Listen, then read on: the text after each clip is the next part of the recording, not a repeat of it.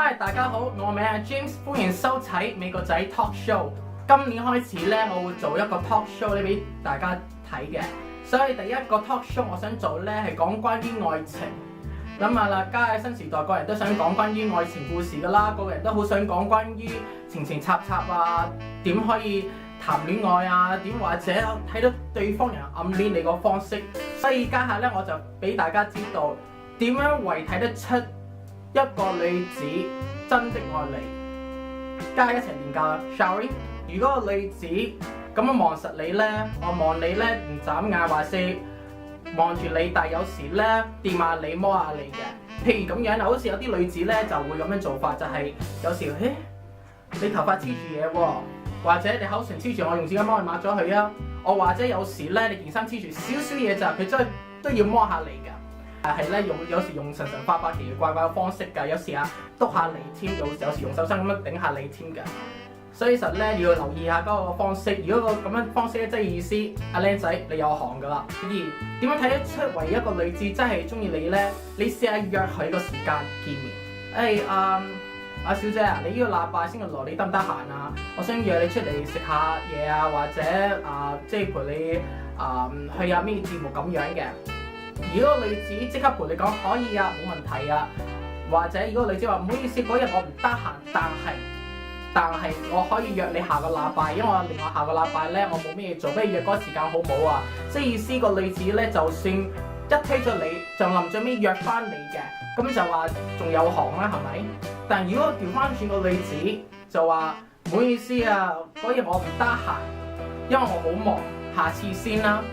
我或者咧呢個禮拜唔得閒，下個禮拜都唔得閒，下個月都唔得閒喎。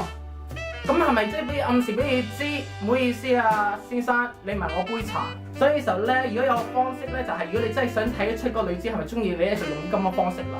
你約嗰個人咧，佢唔會推咗你，就算推咗你，佢會約另外時間咁樣約翻你轉頭嘅。但係你唔好試一個月裏頭咧，你成日日都 call 佢話嗰日得唔得閒，呢個日得唔得閒？你咁樣情況，你仲整到個女子咧就對你好 uncomfortable，即係覺得好唔自然。俾佢呢啲空缺位，俾佢有啲 space， 但係如果嗰日我唔得閒都好，都話晒用另外方式可以約你噶嘛，係咪先？第三樣嘢咧就係有時咧女仔好中意咩嘢咧 take selfie， 有時好中意影相嘅。好多女仔好中意攞電話嚟影相。如果佢中意一個人咧，佢會多數叫埋嗰個男子，喂一齊影埋相添啊！咁樣影相嘅時候咧，佢唔係好似分好遠嚟影相喎，佢影相咧黐住你埋起身咁影相喎，影奇奇怪怪相添嘅喎。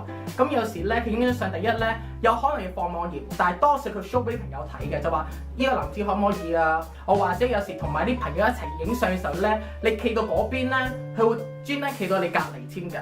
你有冇試過話好似我場合有時我影相咧，我企到側邊㗎，個女仔唔知點樣天方百計咧，會用呢個方向咧會攝到我企我隔離一齊影相添㗎。咁嘅時候你就可以睇得出，就係嗰個女子係中意你，但係佢唔敢表達俾你知，但係佢都好想企隔離，想纏住你多啲嘅。第四樣嘢咧就係、如果個女子真係中意你咧，佢好中意陪啲朋友仔傾講關於你嘅。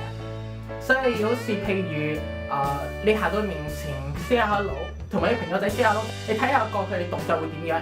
如果啲朋友仔咧望住你笑笑啊，神神化化、奇奇怪怪咧，咁嘅時候識你名添喎，有時話呢個係咪阿 James 啊？情況咧，佢會即刻就可以睇得出就原來個女仔有時係關於我，關我自己。如果唔係點解班時班有啲識我名，望住我咧笑笑，又有好似眼神好似奇奇怪怪，好似好得意咁樣咧。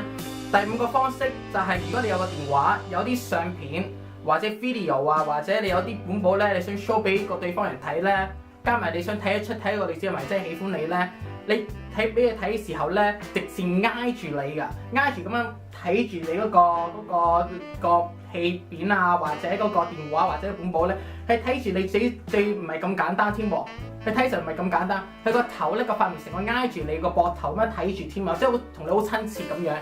因為你有冇試過就係、如果有啲朋友仔咧，佢如果你 show 俾你睇，佢會差唔多嚟應睇，哦幾得意喎，哦原來以前咁厲害㗎，哇好犀利喎你，佢會咁樣講。識你好耐時間咧就難講，但係如果你啱啱識佢，佢識冇幾多，成個頭個塊面挨住你咁樣睇法嘅，咁你就睇得出個女子係暗戀你，但係即係暗示俾你知，但係佢唔會咁表達啦。女子咧唔會咁表達俾你知㗎，佢中意你咧，可以用另外方式咧嚟俾你感覺到嘅。第六樣嘢咧就係如果咧，你見到個女子，你 say hello 時候，佢行到你面前咧，佢咪側邊咁攬你㗎？如果你側邊攬你，多數係朋友仔㗎啦，係咪？你見到普通人好耐冇見啦，咁攬佢好似好平常。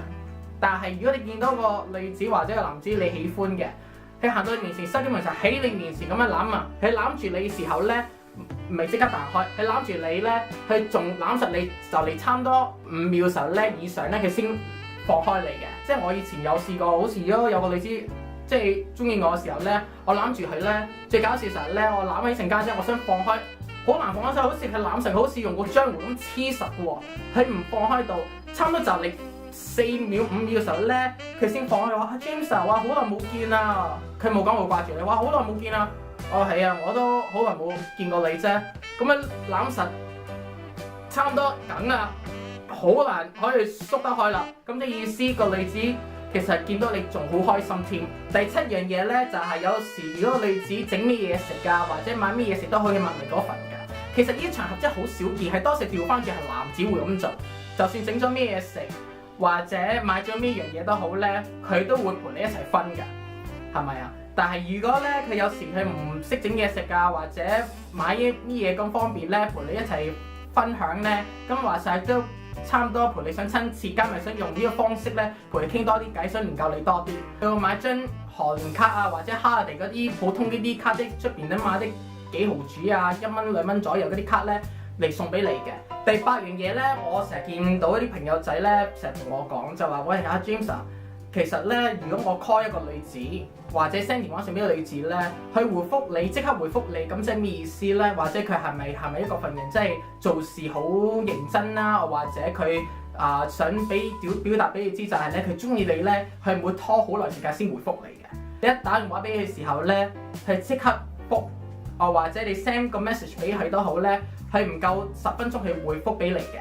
咁即係暗示就係、佢都有中意你，仲有最搞笑係咩咧？有時問候啊，問候嗰個最得意就係、如果女子中意你咧，你有時1個月裏頭，你有時唔得閒嚟，即係好似 send 電話上俾佢 call 佢都好咧，佢會諗天方百計嚟好笑。第一，佢會 send 個 message 俾你，佢話好嘛，食咗飯未啊？你今日做乜嘢啊？你呢個禮拜做乜嘢？或者你健康好嘛？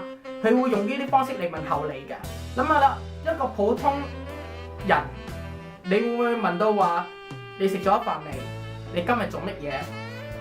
你呢個禮拜得唔得閒？或者你健康好嘛？呢啲咧就係、對方個女子中意你，但係咧佢差唔多1個月裏頭咧，佢差唔多 call 你或者 send 電話上俾你最少1次或2次咧，即係俾你知道就係佢唔想你忘記你。諗翻轉頭，如果你隔咗1年或者2年後，你先回覆，你睇得出個女子或者男子咧會仲對你有冇興趣先，想陪你約你出街先，多數唔會㗎啦，普通朋友都唔會。因為你隔咗咁耐，你先約佢出嚟，除非你以前同佢好好朋友咧，都有機會。如果唔係咧，隔咗超過成1-2年左右咧，你覆佢咧，佢多數好難話陪你一齊出街嘅，係咪啊？我見過好多咁嘅情況，就係或者隔咗咁耐，你唔知個性格會變唔變咧，或者你有可能有目的咧，係咪先？如果你隔咗冇幾耐，有時又問候下咁樣咧，話晒都係 keep 翻個 connection。係咪啊？第9樣嘢就係睇得出，如果對方女子或者男子容易呷醋咧，譬如好似咁樣講啦，你陪其他人傾偈，好似如果個女子呷醋咧，就用嗰個方式啦。睇得出，如果女子呷醋就係、如果陪其他女仔傾偈關於勞作方面啊，或者功課方面啊，或者公事嘅方面咧，佢咧直情見完咗咧，佢會有時行到你面前，有時或者陪你傾偈嘅時候，佢問到一樣嘢。你陪嗰個女仔傾偈嗰個邊個嚟㗎？或者你識個女仔幾多年啊？或者嗰個女仔係咪你前個舊女朋友啊？或者咧，你陪嗰個女子傾偈嘅時候咧，傾咗咁耐，唔知你咪喜歡佢咧？係咪？即係佢會講呢啲嘢咧，整到你好似你講算咩意思啊？我嗰個女子好耐冇見過面㗎咯喎，咁我傾下偈好平常啫，係咪？又唔係咩大不了，又係講有時講關於勞作功課嗰方面啫，又唔係話咩嘢啫係咪？但係有啲女仔容易呷醋咧，或者男仔呷醋咧，佢會講啲咁題目㗎。嗱，你聽住，好似譬如咁樣啦，頭先講咗㗎啦，但係俾你最 reminder 俾你同嗰個女仔傾偈係邊個嚟嘅？你識嗰個女仔幾多年嘅？嗰個以前係咪你個舊女朋友？或者嗰個女子你陪佢傾咁耐咧，唔通你喜歡佢啊？呢啲咁嘅情況即係暗示俾你知佢呷緊你醋，係咪啊？而家唔係呷緊你醋，你咁問已經奇怪咁，好似好大不了咁樣。因為最搞笑就係我以前讀書由細到大都未拍過拖嘅，加埋我冇話好似想談戀愛，因為你知咧，我又唔中意容易分心，所以我由細到大都未拍過拖。到大學畢業咧，到家下先揾女朋友啫。即係第一，我好擔心就係，如果我一分心咗，唔知功課追唔追到，因為我對即係功課方面真係好認真啊嘛。即係譬如喺高中嗰時候，我全校排第一名，係咪？如果你全校排第一名，你係咪好專心嚟一定要讀書啊，要競爭咯喎，係咪？如果你一分心咗嘅時候，唔知會一樣會再排第一名咧，係咪？讀到大學咧仲難講啊！大學咁啊捱4年大學咧唔係咁容易㗎，即係好似又要追功課啊，又要溫習啊，直情冇時間休息㗎啦。如果你除非話，如果你拍緊拖嘅，你一分心咗，你唔記得做測驗或者唔記得溫習，咁你第二日咧你交功課會成績會去到邊度啊？或者測驗個分數會去到邊度先？咁你目的係想讀書求學啫，你唔係話想正式女朋友方面嘅。所以時候咧對我嚟講，以前嗰個情況咧 ，education needs to come first。即係讀書嘅方面咧，一定要第一，唔得要調翻轉，咁樣調翻轉，咁咪唔使讀書啦，係咪先？第10樣嘢咧係一個樣嘢啊，多數好多人咁樣指點嘅。如果咧你陪個女子傾偈，但係你陪個女子傾偈有時講下笑話咧，就算唔好笑都好啦。即係如果我話陪個女仔講笑，肯定唔係幾好笑啫，好似好簡單嘅好似普通笑啫。第一我又唔想傷人自尊心咧，我多數講呢啲笑話咧，多數係普普通通咧，但佢笑得差懵嘅。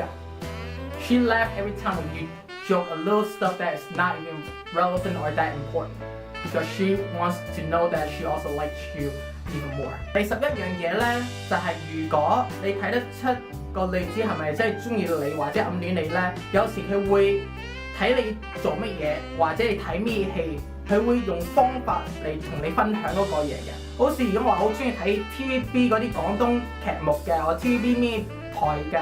佢會陪你一齊都簽近住你，陪你講就話，你睇緊咩嘢嘅？哇！我好中意睇嗰個戲添，家睇緊情況點樣嘅？咁佢目的咧就係佢想陪你分享個 moment 添，但係就係有時佢會抽呢個機會陪你傾下偈，一邊睇戲一邊陪你傾偈。我或者如果你中意睇打波嘅，如果陪你睇打波咧，有可能咧佢會用呢個方式陪你嚟傾偈添。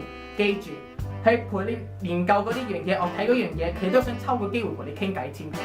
Trying to chat with you. Last but not least， 最尾嗰樣嘢咧，如果你有個女子電話，或者個女子有咗你個電話都好，佢咧都會用另外方式想 connect with 你嘅。佢唔係話即係淨攞你 email 或者電話 number 咧就算數嘅。佢會喺上網之中睇你有冇 Facebook、有冇 Twitter、有冇 Instagram 嚟想加你做朋友添嘅。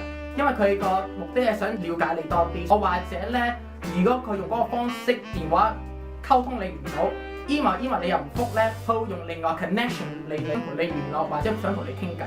咁即係暗示俾你知就係個女子真係好中意你，但係個問題就係咧，佢唔會淨攞呢個兩個 information 電話同 email， 佢會用另外方式。因為家下諗下啦，家下21世紀2017年，邊個女子唔會識用 social media site 先？嗱，有啲女子咧，家都肯定有用 WeChat Facebook Twitter Instagram 所以就佢會睇下你有冇嗰啲 social networking sites 或者嗰啲網頁咧，佢會用方式嚟想加做朋友，想了解你多啲。嗱，各位，呢啲就12樣嘢咧，我成日研究多同埋睇得出多嘅，憑我個經驗，希望幫到你啦。